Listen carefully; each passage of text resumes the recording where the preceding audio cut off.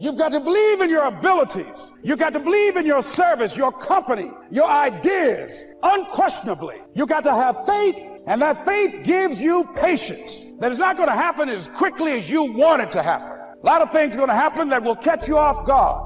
And so therefore you've got to deal with and handle it as it comes. And not only that, but that faith and patience drives you into action. You've got to keep moving and keep plugging away.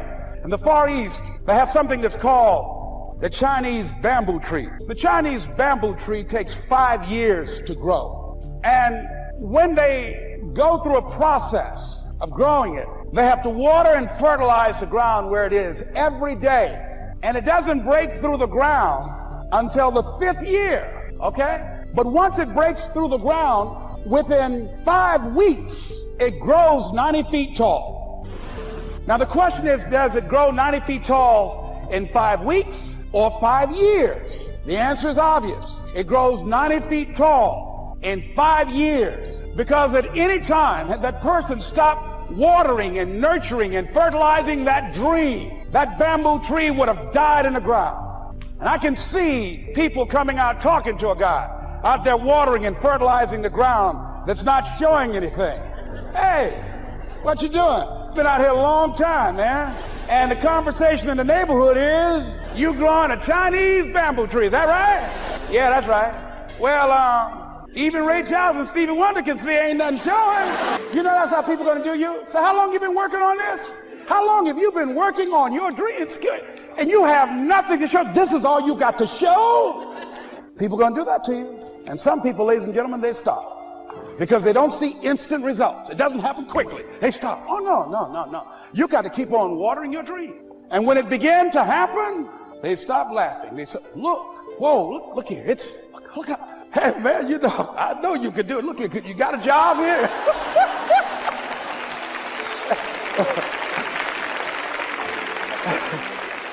See, during those hard times, we didn't know how you're going to make payroll. During those times when you failed and things didn't work out, they were nowhere to be found. But you know what I discovered? When you're working at your dream, somebody said the harder the battle, the sweeter the victory. Oh, it's sweet to you. It's good to you. Why? See, when it's hard and there's a struggle, see, what you become in the process is more important than the dream. That's far more important. The kind of person you become, the character that you build, the courage that you develop, the faith that you're manifesting. Oh, it's something that you get up in the morning, you look yourself in the mirror, you're a different kind of person. You walk with a different kind of spirit. And people know that you know what life is, that you have embraced life. You knew it was hard, but you did it hard. By the way, let me give you a secret. You're going to laugh at this. Why am I telling you this? You know squirrels can't find 74% of the nuts they hide? Is that a fun fact or what? No, I'm serious.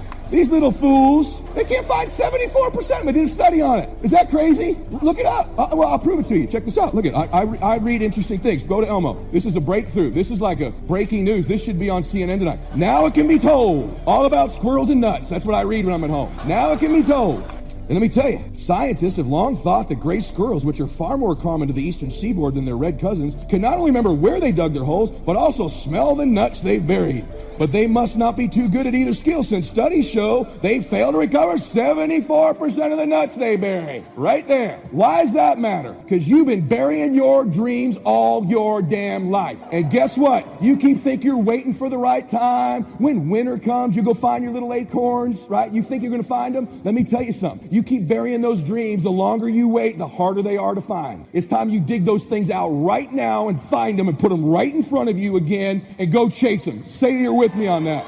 Jamie said it earlier and I said it. You absolutely can have it all here. You can have a great family and a great business and a great financial situation and feel great about yourself and travel the world and do whatever the heck it is you want. But you need to dig those dreams out right now. I want you to start picturing, what is it that you really want? Why are you really doing that? Really? Is it for any of those people sitting around you? Do you want to make any of them proud of you? Do you want to prove all of them they were right? Do you want to do wonderful things for your children? Do you want your children to know they can do anything in life because you've done anything in your life? God made you and believes in you. He's around you all the time. He wants to bless you. He wants you to do great work for people. The more you carry him with you into your phone calls and your meetings and the interactions with people, the more he'll bless them. There'll be setbacks. There's going to be people be mean to you. That's all part of the process. That's part of the jockstrap. That's part of the best day of your life, worst day of your life stuff. But let me just tell you something. You can't get there unless you invite those people with you. Now, are you willing to do the ugly, by the way? Do you know what the ugly is, right? The ugly is doing all the stuff the people who lose aren't willing to do. You got to make those phone calls. You got to see people. You're going to have to put up with some rejection. You got to put yourself in an uncomfortable place. Listen to me.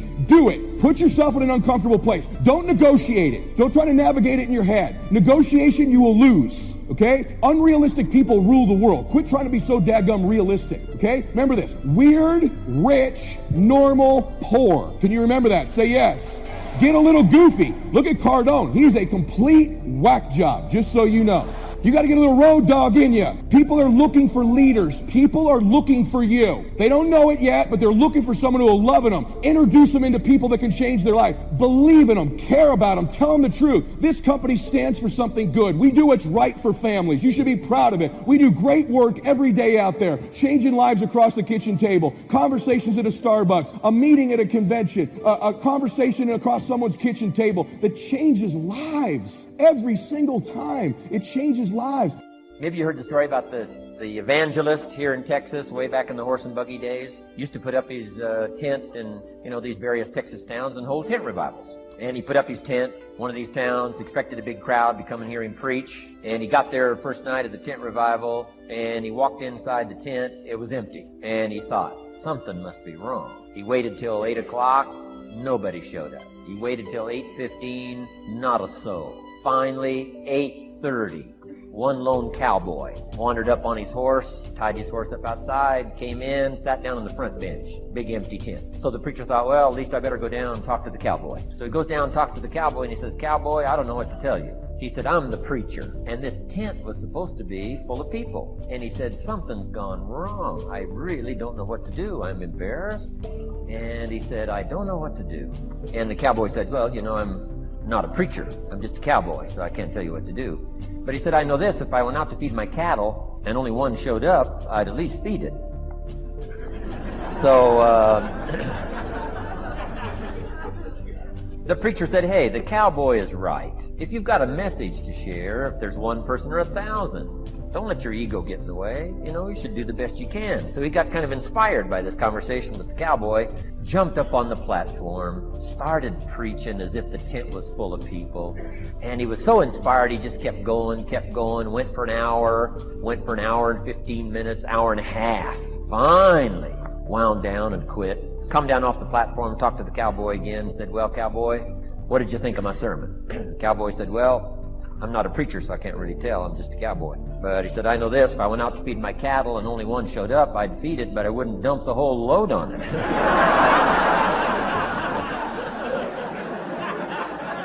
So, if it seems like we're dumping the whole load here today, I guess we really are. But you guys are working hard. Does anybody have 4 pages of notes? Oh, wonderful, wonderful. My job, I'm getting it done. Wonderful. We should give a prize one of these days for the most notes. Fantastic. I congratulate you. You're working as hard as I am. I appreciate that. Okay, we got some more work to do, so let's go to work. Everybody's okay? Say, I'm okay. I'm okay. All right. I'd love to take you with me as my traveling audience. Wow. We've covered the first 2 abilities in the personal development quest. One is the ability to absorb, don't miss anything, pay attention. Good watchword for the 90s, pay attention. Things are moving so fast these days, you gotta pay attention, pick it up, soak up the colors, soak up the sounds, soak up what's going on. Second, respond, let life touch you. Let the emotions affect you as well as the sights. Now here's the third ability, develop the ability to reflect. Reflect means go back over, study it again. Go back over these notes that you're taking today. Go back through the cassettes one more time. Read the text one more time. But there's more to it than that. Go back over your day. I call it run the tapes again, so that the day locks in firmly. Here's some good times to reflect. 1, at the end of the day. Take a few minutes at the end of the day. Go back over the day. Who'd you see and what'd they say and what happened? How'd you feel? What went on? so that you capture that day. A day is a piece of the mosaic of your life. Number one, don't treat it casual. Number two, get from the day. And then number three, go back over the day so that it locks in that experience, the knowledge, the sights, the sounds, the panorama, the color motion picture of the day. Just lock it in so that it will serve you for the future. Having that day, not missing. Next, take a few hours at the end of the week called time to reflect. Go back over your day timer. Go back over your calendar. Go back over your appointment book. Where did you go and who did you see and how did it feel and what went on? Capture that week. A week is a pretty good chunk of time. Next, take half a day at the end of the month called time to reflect and do the same thing again. Go back over what you read. Go back over what you heard. Go back over what you saw. Go back over the feelings to capture it so that it serves you. Next, take a weekend at the end of the year to establish this year now firmly in your consciousness, firmly in your experience bank, so that you got it, so that it never disappears. Good ability to acquire, the ability to reflect. Go back over. Remember, remember, remember. It's so valuable to be able to remember the thought, remember the idea, remember the experience, remember the occasion, remember the day, remember the weather, remember the emotion, remember the complexity, remember the highs, remember the lows. So valuable at the end of the day. Lock that day in. Lock the month in. Lock the week in. Lock the year in. Well, listen, on the way to accomplishing your dreams and visions, there's going to be a lot of challenges. There's going to be a lot of setbacks. It's not going to be easy, and discipline is a huge part of it. But more important than discipline is your faith. You are a religious country. If you do not hold on to your faith, whatever it is, you cannot make it. You can't. I'm sorry. I don't care what your faith is. Without your faith in God, along with the discipline, you will never make it. You cannot get to the top without faith. If you get to the top without faith, it's temporary. It will not last. You have to stay focused, because listen to me, it's really, really hard to be successful. Let me tell you this. Look at me. It's really, really hard to be successful. But I want to tell you something else. It's really, really hard not to be successful. I've been both. See, you see me today, but you didn't see me in school when I had a severe stuttering problem. I couldn't talk without a stutter, and I flunked out of school. You're looking at a man who was homeless. I lived in a car for 3 years. Me, you see all of these TV shows and Suits and Hollywood, but I lived in a car for 3 years. I made a lot of mistakes. You have got to be really, really focused, because challenges are going to happen all throughout your life. You're going to be told no over and over and over again. You're going to have people in your family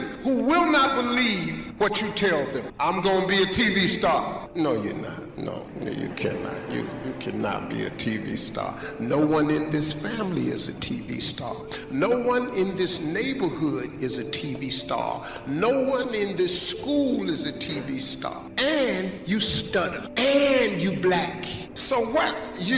Now you're going, whoa, I cannot stop being black, so this is with me. So my focus and my faith, my belief in God, He has kept me through all of my dark moments. When I was living in that car for 3 years, God, He kept me. He kept me understanding that He was just testing me, that I had to pass all my tests. That's what happens to a lot of old people. See, they stop passing the test. They thought that because something happened to them negative along the way, that it wasn't meant to be. That's not true. It was just a test. You gotta keep passing the test. You dig? Life is never going to be just, you just can't, silly. You can't just, happy. No, something gonna happen. Somebody you love gonna die. Something you want to happen won't happen. Something you attempt to do, you're going to fail at it. This is life. This is all the time. So the dream that you have has to be bigger than all your problems. My dream was so big, it was bigger than all my problems. So when I was homeless, my dream was bigger. When they told me no, my dream was bigger. When they said you are black, we will not hire black people here, my dream was bigger. What? Bigger. My dream was bigger than all my problems. and my faith in God, what they gonna do? What? When you have God, you have everything. You have everything. That's serious business. That's the business. I want to give you a quote from Ralph J. Corner, who said this at a leadership conference when he was chairman of the board of General Electric. He said, "We need from every person who aspires to leadership a determination to undertake a personal program of self-development. Nobody is going to order a person to develop. Whether a person lags behind or moves ahead in his specialty is a matter of his own personal application. This is something that takes time, work, and sacrifice. Nobody can do it for you." Now that, my friends, is good advice. Start living that advice. People who reach the top rungs in business, engineering, selling, law, real estate, medical care, people who reach the top rungs in any pursuit, get there by following conscientiously and continually a plan for self-development and growth. That's exactly what these tapes are about. Now, any plan for success has to have three components. The first is the what component. You've got to know what it is you're trying to do. The second is the how component. How do you go about accomplishing your goal? And the third component is the payoff, results. In this plan for success that you're developing now, the what component is built on the attitudes and techniques of successful people. How do they manage themselves? How do they overcome obstacles? How do successful people earn the respect of others? Now, the how of this plan for self-development and growth is a series of concrete guides for action, like the one you've just heard for developing self-belief. You'll be hearing more of these. Let me emphasize that these guides work. They've been proven countless of times by thousands of people. I urge you to try them and see for yourself. This leads to the third component, results. Let me tell you what results you can expect, and I assure you that conscientious application of this plan will achieve them. Your personal training program for success will bring you greater respect from your friends and family. It'll bring you the admiration of your business associates, greater status, increased income, and a higher standard of living. Think of this plan as an experiment, and you're the scientist in charge. You already have a fully equipped laboratory in which to work and study. That laboratory is all around you. It consists of the people in your life, the people you see on the street, the people you work with, the people you live with, and of course, yourself. This laboratory is rent-free, and there is no limit to the amount of time you can spend in it, nor to what you can learn from it. So, as the director of this laboratory, you'll want to conduct some observations and experiments. I want to give you an experiment to start with right now. To conduct this experiment, pick the two people you know that you feel are the most successful. If you want to, jot their names down in the booklet. And then pick the two most unsuccessful people that you know. And as you follow this plan for self-development and success, come back to the set of names and observe how the principles and ideas that you'll be hearing apply to these people. Anytime you run across an attribute or a practice that pertains to successful people, recall the names you've picked and see who it best applies to. And do the same for the unsuccessful attributes that you'll be hearing. For example, self-belief is the important attribute of successful people that David Schwartz has described. Which of the people you've picked does it apply to? If your experiment bears out the results of others who've conducted it, you'll notice that successful people adhere to the techniques and methods of positive, big thinking, while unsuccessful people display the attributes of self-defeat and mediocrity.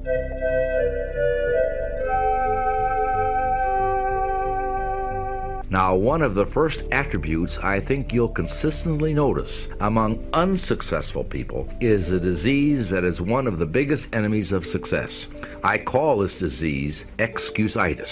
Here's what excusitis sounds like. I don't know if I can do this job. I mean, this is really out of my league. I'm not a genius, you know. Well, I'd like to take on more of the work that would really be important to me, but I really don't see where I have the time to do it. I'm really rushed now just to finish the work that I already have. I can't imagine how I would find more hours in the day to finish more work. You know what they say, you can't teach an old dog new tricks, and believe me, this old dog is just too far along to start anything new at this point. Look, with my health the way it is, I just do what I can to get by. I'm not about to press my luck and give myself a heart attack. Sounds pretty awful, doesn't it? And if you looked at the lives, ambitions, and accomplishments of these people, I can tell you what you'd find. Not much. A lot of mediocrity. In case after case, Excusitis is the difference between the person who is going places and the person who is going nowhere.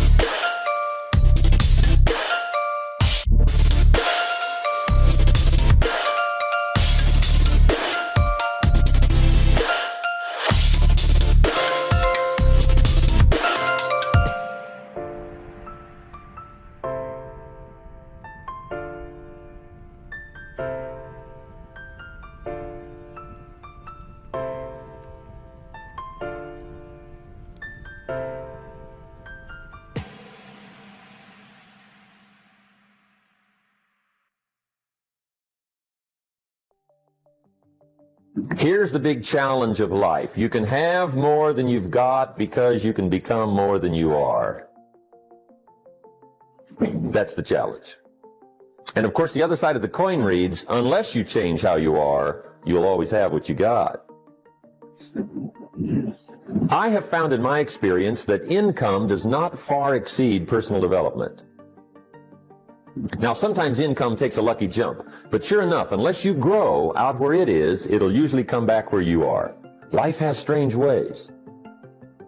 If somebody hands you $1 million, best you become a millionaire quickly, so you get to keep the money. Otherwise, sure enough, it'll disappear.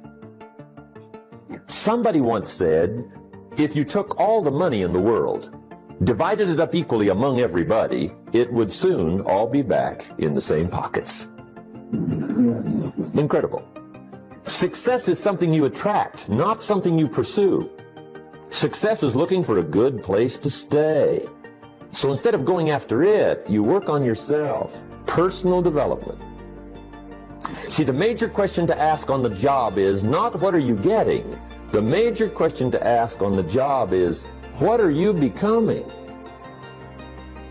So the big question is not what am I getting paid here? The big question is, what am I becoming here? Because true happiness is not contained in what you get. Happiness is contained in what you become. Now here's the first lesson of economics. Everybody should learn it from the time they're old enough to understand what a dollar means, how to earn one, how to get one, how to keep one, what to do with it. First lesson of economics. We primarily get paid for value. That's lesson one. Bringing value to the marketplace, that's how you get paid. You don't get paid for the time. I know it takes time to bring value to the marketplace, but you get paid for the value, not the time. Now, since that's true, here's one of the key questions of the evening. Is it possible to become twice as valuable at the marketplace and make twice as much money in the same time? Could you become 3 times as valuable? Make 3 times as much money in the same time? Is that possible? The answer is yes, if. And it's always if, right? Life is known as the big if. Harry Truman once said, life is iffy. How true. And here's the big if we're going to consider it tonight. It's possible to do much better at the marketplace if you go to work primarily on yourself. People have asked me for the last 24 years, how do you develop an above average income? And the answer is, become an above average person. Develop an above average handshake. Some people want to be successful, they don't even work on their handshake. As easy as that would be to start on. They let it slide, they don't understand. Develop an above average smile. Develop an above average excitement. Develop an above average interest in other people. Develop an above average intensity to win. See, that'll change everything. Probably one of the most frustrating experiences in life is looking for an above average job with above average pay without becoming an above average person. It's called frustration.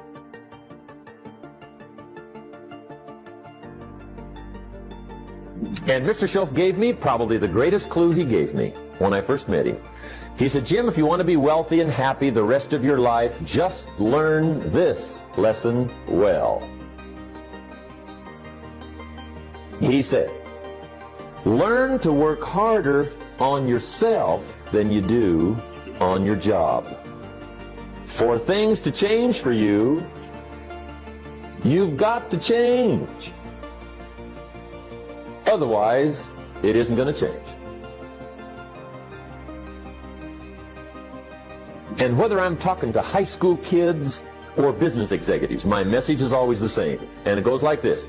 The only way it gets better for you is when you get better. And see, that's how life gets better for you, not by chance, but by change. Don't wish it was easier, wish you were better. See, that triggered my whole life change. Don't wish for less problems, wish for more skills. Don't wish for less challenge. Wish for more wisdom. That's the key. Take full responsibility for what happens to you. It's one of the highest forms of human maturity, accepting full responsibility. It's the day you know you've passed from childhood to adulthood, the day you accept full responsibility. And another note, learn to reap in the fall without apology. Without apology if you do well, and without complaint if you don't. That's maturity. It's not what happens that determines the quality or the quantity of your life. It's not what happens. And the reason is because what happens to about everybody. No different. The sun went down on all of us last night. A common event, a happening. And I found out that the same things can happen to two different people. One gets rich and one stays poor. Why is that? It's because it's not what happens, but rather it's what you do that changes everything. So that's a key phrase. It's not what happens, it's what you do. What happens is about the same. You might put that in parentheses here. Same. What people do, that's what's different. Somebody says, yeah, but you don't understand the disappointments I've had. Come on. Everybody's had their share. Disappointments are not special gifts reserved for the poor. Everybody has them. The difference is what you do about it. It's not the weather. I used to blame the weather, and I discovered it rains on the rich. So see, that won't help. Two men wake up one morning, there's a rainstorm on. One of them looks out his window, sees the rainstorm, and he says, wow, what a storm. With weather like this, they can't expect you to go out and make sales. He stays home. Same morning, the other guy looks out his window, sees the same storm, says, wow, what a storm. But he says, you know what, with weather like this, what a great day to go out and make sales. Most everybody will probably be home, especially the salesman.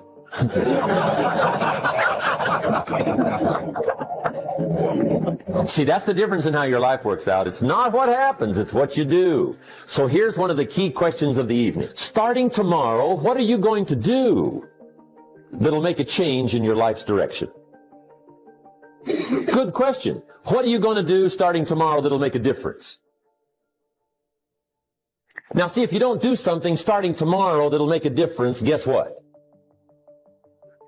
It's gonna be the same.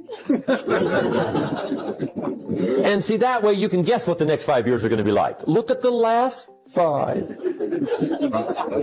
Because the next 5 are going to be like the last 5 unless you, major key, tomorrow, change it all. Or change a little, or change something, or don't change. It's choice time. You can do whatever you want. But it's nice to know any day you wish you can change your whole life. What can you do starting tomorrow that'll make a difference? Good question. What can you do with economic chaos, massive disappointment? What can you do with a broken heart? What can you do when it won't work? Good question. So if I had a word with you tonight, one-on-one, just you and me, I think my personal advice to you would be, reach down inside of you and come up with some more of those remarkable human gifts. They're there, waiting to be utilized. And then change anything for you you want to change. And I challenge you to do that because you can change. If you don't like how it is for you, change it. If it doesn't suit you, change it. If it doesn't please you, change it. If it isn't enough, change it. And I challenge you to do that because you can change. See, you don't ever have to be the same again after tonight, only by choice. Major step to human progress, discipline. If there's one thing to get excited over, that's it. Get excited over your ability to make yourself do the necessary things. What could you make yourself do starting tomorrow that would change it all? No, tell it. Now see, that's exciting. On any given day, you can massively change the direction of your life. Murder is a clear example that any one person on any given day can forever alter the course of their life. It just happens to be a negative act. But just as sure as you can commit a negative act, you can also commit a positive act and forever alter your life. Whenever you wish. Now that's exciting. And whatever that act might be that changes your life. The guy finally takes a shotgun to his car and blows out every window, destroys every tire, puts 100 rounds in this shabby old thing. And he says, I have driven this embarrassing thing for the last time. And not only will I never drive it again, nobody else will ever drive it again. And he lets that shuddering thing stand there for a while as a monument to the day he said, today my life changes. Now who can do that? Anybody. When can you do it? Whatever day you pick.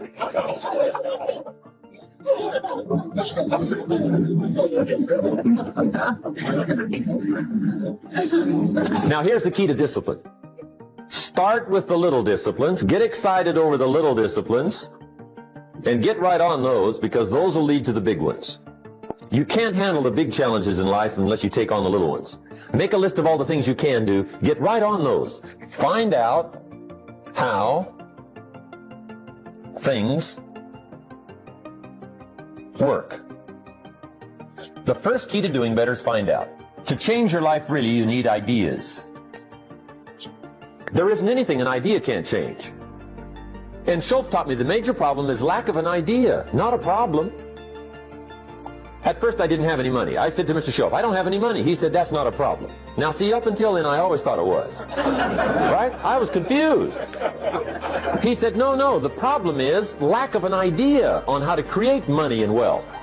It isn't lack of money, it's lack of ideas. So if you get the ideas, so you can change anything. Now to get ideas, you need a constant study of finding out. Now Schultz also said, when you find out something that works, put the information in your journal. Don't use your head for a filing cabinet. Put it in your journal so that you can do the next best thing. Repetition, repetition, repetition. Go over it. And if you repeat it, go over it, sure enough, someday, some mysterious day, the idea takes root, starts to grow, and shows up in your bank account, and your dress, and your personality, and your lifestyle. But capture the ideas in your journal. Find out how things work. Schultz gave me this word for my life change. He said, study. Great word. If you wish to be successful, study success. If you wish to be happy, study happiness. If you wish to be wealthy, study wealth. Don't leave it to chance. Make it a study. Some people just go through the day with their fingers crossed. See, that won't do it. You've got to study the things that can change your economic, social, spiritual, personal life. Now, here's a qualifying phrase. And we'll have several of these qualifying phrases throughout the seminar. Here's the first one. You may not be able to do all you find out. I understand that. You may not be able to do all you find out, but you should find out all you can do. See, you don't want to wind up at the end of your life and discover that you've lived only 1/10 of it. And the other 9/10 went down the drain. Not for lack of opportunity, for lack of information. Become a good reader. All of the successful people I know and work with around the world, they're all good readers. Curiosity drives them to read. They got to know. They just read.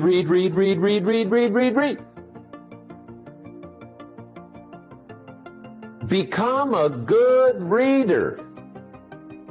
Now that's my opinion. Listen to the other lecturers and listen to me and make up your own mind. Don't be a follower. Be a student. Okay? I say, really, for life change, you got to read. One way to learn is from your own experiences, but another way to learn is from other people's experiences. See, one book might save you 5 years if you read it. Did you know there's books on how to be stronger, more decisive, Be a speaker. Be a leader. Have a better effect on other people. Develop your personality. Did you know there's books on that? And people don't read them? How would you explain that? And they can read. Did you know that hundreds of successful people have written their stories in books and they wrote down how they did it and people don't read it? How would you explain that? The guy's busy, I guess. You know, you get tied up. The guy says, well, yeah, you work where I work, but the time you struggle home, it's late. You got to eat a bite of supper, watch a little TV, get to bed. You can't sit up half the night reading. And the guy's behind on his car payment. Good worker, hard worker, sincere. But you got to be better than sincere and work hard. Otherwise, at the end of your life, you'll wind up cold, stony broke. You got to be better than a good worker. You got to be a good reader. To the pessimist, the glass is always half empty. To the optimist, the glass is half full. Why would the same measure affect people two different ways? Answer: it all depends on how you look at it. Our lives are mostly affected by the way we think things are, not the way they are. The way we think they are affects us most. There's a subject we don't have time to get into tonight called better thinking habits. One of the major things Shove taught me when I met him, he said, poor thinking habits keeps most people poor. Not poor working habits. Most people work hard, but they don't think hard. And Shove taught me that the mind is like a factory, a mental factory. And whatever you think about all day long pours ingredients into this mental factory.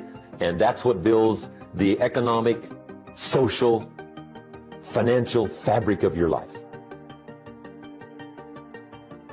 He quoted me a Bible phrase that says, as you think, so you become. How awesome. When he talked about poor thinking habits, he had me. I used to start the day reading the morning newspaper. I mean, you can believe that or not. I'd get a cup of coffee and read the paper. I'd load up on wars and riots and murders and stabbings and killings and bank robberies and muggings and car wrecks and tragedies. I'd even read the back pages. I seem to like that stuff for some weird reason. I'd load up on all that, and then I'd start the day. You can imagine the kind of days I used to have. You walk around on your financial knees. They call you economic peewee.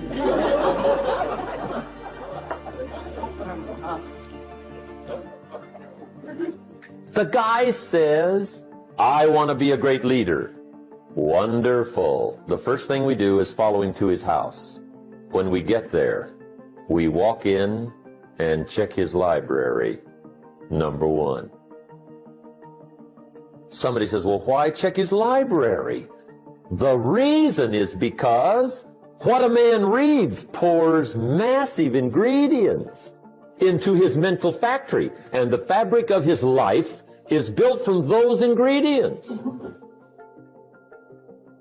You would not believe what some people have got in their house to read. You would not believe. One of the best dressed up words I know for a lot of it is trash. Can you imagine dumping a barrel of trash into this mental factory every day and coming out with a rich, dynamic, positive life? It can't be done. You might as well try making a cake with cement.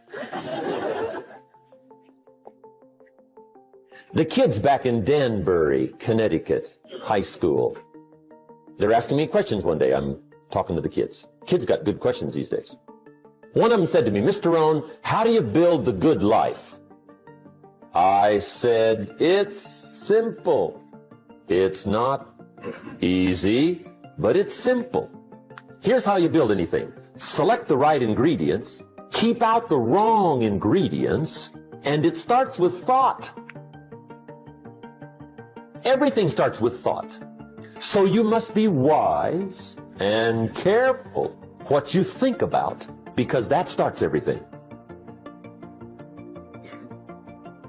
You got to be wise and careful. I asked the kids, what would happen if somebody dropped sugar in my coffee? They said, well, you'd be okay. I said, what if somebody dropped strychnine in my coffee? They said, well, you'd be dead. I said, correct. Lesson 1. Life is both sugar and strychnine.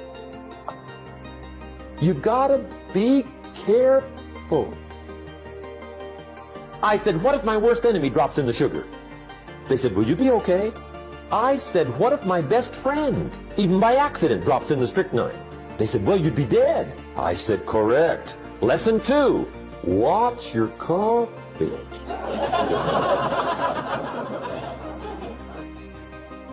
You got to be careful. See, it doesn't matter who hands you the bad stuff. It doesn't matter where you get the bad stuff. It'll still do its damage on your bank account, wherever you get it. Mr. Schoaf gave me one of the greatest phrases when I first met him when he said, Jim, every day stand guard at the door of your mind. How important. Stand guard at the door of your mind. And you decide what goes into your mental factory. Don't let anybody just dump anything they want to in your mental factory, because you've got to live with the results.